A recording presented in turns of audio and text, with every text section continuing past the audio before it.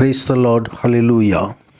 Zion குளிர்கால வேதாகம ஆய்விற்கு அன்போடு கூட இயேசு கிறிஸ்துவின் நாமத்தில் உங்களை வரவேற்கிறேன். இன்று தினத்திலும் பரிசுத்த யோவான் எழுதின 3 நிருபங்கள், முதலாம் நிருபம், 2வது நிருபம் மற்றும் 3வது நிருபம் மற்றும் யூதாவின் நிருபம், இந்த புத்தகங்களில் உள்ள வசனங்களை தியானிக்க சர்வவல்லமையுள்ள தேவன் தாமே நமக்கு கிருபை பாராட்டுவாராக. இதோடு இந்த சுவிசேஷ புத்தகங்களின் மற்றும் நிருபங்களின் ஆய்வு இன்றோடு முடிவடைகிறது. குளிர்கால வேதாகம் ஆய்வு இன்றோடு முடிவடைகிறது. இந்த ஆய்விலே பங்கு பெற்ற அனைவரையும் தேவனாக தாமே வசனத்தினுடைய வசனத்தினுடைய மகிமையினால் நிரப்பி சர்வவல்லவர் மகிமையான காரியங்களை செய்தருள்வாராக. முதல் அதிகாரத்திலே, 1 யோவான் முதல் அதிகாரத்திலே ஜீவ வார்த்தையை குறித்து எழுதப்பட்டிருக்கிறது. ஆண்டவர் இயேசு கிறிஸ்துவானவர் வார்த்தையாக இருந்தவர், தேவனோடு இருந்தவர், தேவனாக இருந்தவர். வார்த்தை மாம்சமாகி கிருபையினாலும் சத்தியத்தினாலும் இருந்தவராய் நம்மோடு வாசம் பண்ணும்படியாக கடந்து வந்தவர். அந்த வார்த்தை ஜீவனுள்ளது. அந்த வார்த்தை ஜீவனும் ஆவியுமாய் இருக்கிறது. ஆம், அந்த வார்த்தையை குறித்து தான் ஜீவன் வெளிப்பட்டது. இந்த ஜீவ வார்த்தையை குறித்து சாட்சி கொடுக்கும்படியாக இங்கே அப்போஸ்தலர் எழுதியதை குறித்து பார்க்கிறோம். ஆண்டவராகிய தேவன் சேரக்கூடாத வழியிலே வாசம் பண்ணுகிறவர். அந்த உலகத்துக்கு வரும்பொழுதும் அவர் உலகத்திற்கு ஒளியாக, நானே உலகத்திற்கு ஒளி, என்னை பின் செல்கிற இருளில் நடவாமல் ஜீவ ஒளி அடைந்திருப்பான் என்று அவனுடைய வெளிச்சத்தில் நடக்க வேண்டுமானால் இந்த வார்த்தையை நாம் பின்பற்ற வேண்டும்.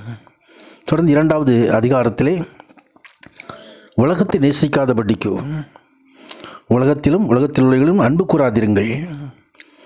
ஏனென்றால் அதிலே மாம்ச இச்சை, கண்களின் இச்சை, ஜீவனத்தின் பெருமை எல்லாம் அடங்கி இருக்கிறது. அவைகள் பிதாவினால் உண்டானவை அல்ல. அவைகளின்படி செய்யாமல் ஆண்டவராகிய தேவனை அன்பு செய்யும்படியாக, மற்றவர்களை அன்பு செய்யும்படியாக நாம் அழைக்கப்பட்டிருக்கிறோம். கர்த்தருடைய கற்பனைகளின் மீது நடப்பதே அன்பு. தேவ அன்பு வசனத்தை கைக்கொள்ளிடத்தில் பூரணப்பட்டிருக்கும். இந்த வசனத்தை கைக்கொள்வதன் மூலமாக நாம் அன்பை வெளிப்படுத்த முடியும். கர்த்தருடைய வசனத்துக்கு மகிமை உண்டாவதாக.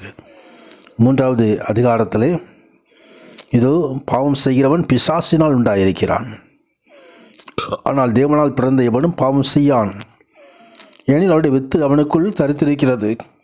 அவன் தேவனால் பிறந்தபடியினால் பாவம் செய்ய மாட்டான் என்று எழுதப்பட்டிருக்கிறது பார்க்கிறோம். ஒருவர் நேசிக்கும்படியாக அப்போஸ்தலர் இந்த இடத்திலும் அவர் நமக்கு அநேக காரியங்களை கற்றுத்தருகிறார். கர்த்தருடைய நாமத்துக்கு மகிமை உண்டாவதாக.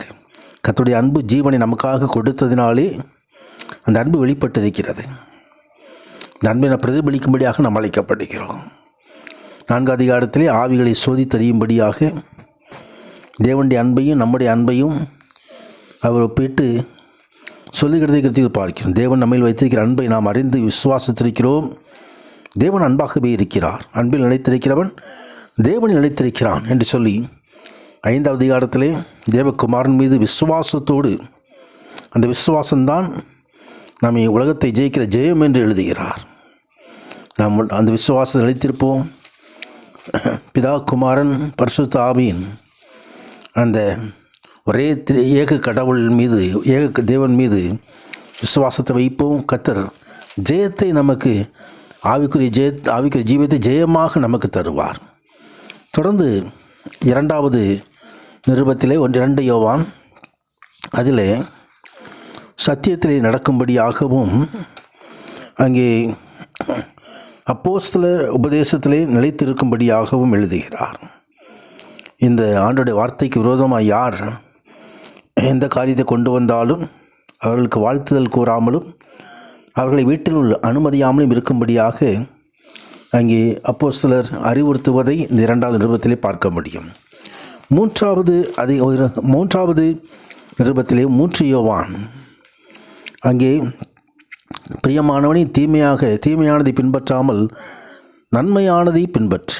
நன்மை செய்கிறவன் தேவனால் உண்டாயிருக்கிறான், தீமை செய்கிறவன் தேவனை காணவில்லை.